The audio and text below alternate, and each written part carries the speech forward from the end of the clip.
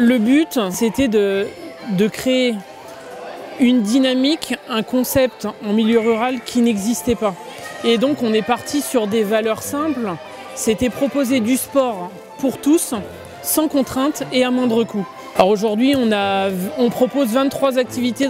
Donc avec une seule adhésion, on peut pratiquer toutes les activités proposées dans l'association. Nous, on a décidé de s'orienter d'une autre manière, c'est-à-dire de se prendre en charge et d'aller plus se tourner vers des partenaires privés qui comprennent le sens et l'orientation de notre association. Et aujourd'hui, on a un petit peu plus de 60 partenaires privés qui nous accompagnent tout au long d'une saison. L'idée, c'était vraiment de développer l'infrastructure, qu'elle soit accessible à tous, en termes de déplacement, en termes d'utilisation du matériel sportif qu'on a. On a aussi embauché une personne à mobilité réduite, qui est paraplégique suite à un accident de la route. Aujourd'hui, cette personne, c'est l'éducateur du club.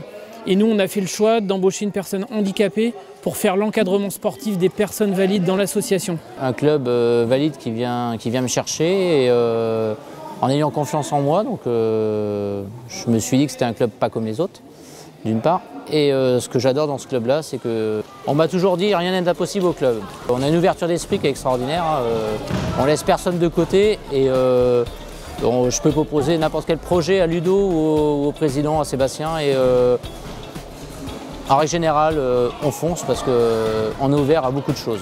Et on arrive à fédérer un maximum de personnes, et même les personnes qui ne sont pas licenciées, les bénévoles viennent aussi nous donner un coup de main. Donc c'est vraiment c'est une grosse famille. C'est une grosse famille. Ça, une fois qu'on est dans le club, on n'a pas envie de partir. Bah non, il n'y a pas de différence. Au début, moi, quand je l'ai vu, j'ai dit ça va peut-être nous gêner et tout. Et quand j'ai commencé avec lui, en fin de compte, c'est comme s'il était comme nous, oui, avec des jambes et tout en fait.